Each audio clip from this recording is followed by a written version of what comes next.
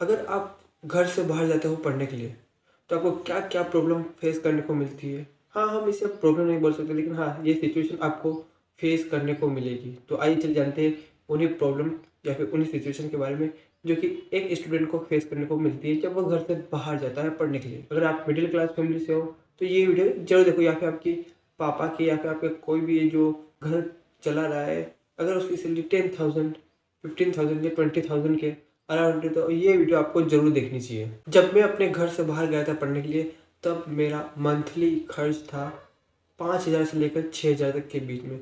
आप भले कितनी भी कोशिश कर लो, लेकिन इतना अमाउंट तो आपको पर मंथ खर्च हो गया होगा।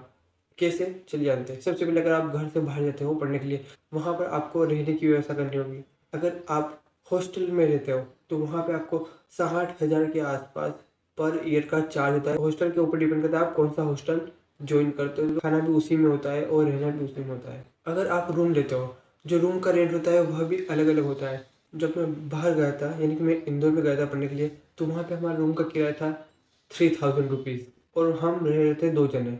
बिजली का बिल अलग और पानी का अलग था, यानी कि हम दोनों को मिलाकर 3,000 रुपये पर मंथ का पे करना पड़ा रूम के लिए। यानी कि एक को आता है 1,500 रुपये, ओनली 1,500 रुपीज़ ओनली आते हैं। उसमें अगर बिल ऐड किया जाए तो हमारा मंथली बिल आता था 400 रुपये के करीब आता था। तो अगर एक को जोड़ा जाए तो 200 रुपये के करीब आता है। तो पानी का उसमें 100 रुपये का था, तो 50-50 दोनों का आता था। यानी कि कम से कम 1,750 रुपीज़ हमारा रूम का, बिजली का और पानी का खर्चा होता था। और ये सिर्फ मैं जहाँ रहता था वहीं की बात कर रहा हूँ। और वहाँ पर हमें सिर्फ एक रूम, जिसकी साइज़ 12x12 यानी कि 12 फीट चौड़ा और 12 फीट लंबा था, और उसमें सिर्फ एक लेट बाथ अटैच थी। बस इतना सा, और उसकी कीमत थी 3,000 रुपीज़। ये प्राइस 3,000 रुपये इससे भी हाई होते। अगर आप एक ही रूम वाला 12x12 या 10x10 का अगर लेने जाओगे, तो इसकी कीमत 2,500 से लेकर 5,000 तक देखने को मिलती है। अगर आप जब भी रूम ढूंढो तो एक बात हमेशा ध्यान रखना, एक रूम देखने के बाद उसे कभी सिलेक्ट मत करना। कम से कम अगर आप देखते हो 5 रूम सिलेक्ट अवश्य करना, और उसके बाद ही आप किसी एक को चुनना।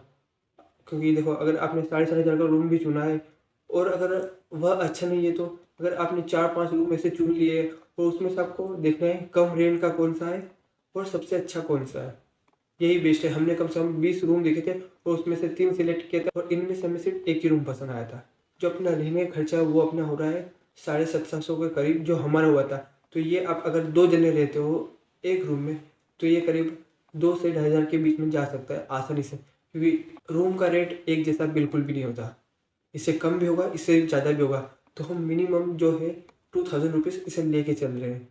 अब नंबर 2 आता है पेट भरने के लिए हमें कुछ तो चाहिए खाने के लिए। अगर आप घर पे बनाते हो तो वो तो आपके लिए बेहद ही बढ़िया हुआ, लेकिन अगर आप घर पे बनाते हो तो सुबह के 2 घंटे और शाम के 2 घंटे मान लो, इससे भी ज़्यादा हो सकता है। और हाँ, अगर आप घर पे बनाते हो तो वो खाना आपको हेल्दी भी मिलेगा और आपको सस्ता भी मिलेगा। अगर आप टिफ़िन लगवाओगे तो उसकी कीमत 2,300 रुपीज़ से लेकर 45,000 रुपीज़ तक की टिफ़िन सर्विस लगती है, और इससे भी हाई होती है। एक सुबह होगा, एक शाम होगा, उसमें आपको 5-6 रोटी मिलेगी, दाल सब्जी और चावल मिलेंगे, और आप मेस भी लगवा सकते हो। खाना अच्छा मिल रहा है, टिफ़िन की सर्विस अच्छी टाइम टू टाइम है या नहीं, ये भी आपको देखना पड़ता है। 2,000 जो कि रूम का रेंट, बिजली और पानी, और उसके बाद एक टिफ़िन का 2,500 रुपीज़, ये सब मिला के हो रहे अपने 4,500 रुपीज़। तो यहाँ पे अपने 4,500 रुपये तो सिर्फ खाने और रहने का हो गया है। अगर आप शहर में रह रहे हो तो ऐसी कोई बात नहीं है कि वहाँ पे आप घूमने के लिए कहीं जाओगे नहीं, तो वहाँ पे आपको खर्चा होना ही है। सिंपल सी बात है। अगर आप घर से दूर जा रहे हो और आप स्टूडेंट हो, तो आप पढ़ने के लिए जा रहे हो। अब आपको ये देखना है कि आप जहाँ रह रहे हो, यहाँ से अपनी जो कोचिंग या फिर जो इंस्टीट्यूट है या फिर जो कॉलेज है, वह कितना दूर है। अगर हाँ 2 से 3 किलोमीटर का दूर होगा तो आप आसानी से पैदल जा सकते हो, लेकिन उसकी जो दूरी है, अगर कम से कम 10 से 15 किलोमीटर है, तो आपको रोज़ आने जाने का खर्चा होने वाला है। और ये तो आप मान ही लो कि इतना दूर तो हो ही कैसे। और ये आपको हमेशा ध्यान में रखना है कि कोई भी डिसीजन लेने से पहले आप उसे पूरा का पूरा चेक कर ले। अगर आप रूम देख रहे हो तो उसकी दूरी आप चेक कर लो।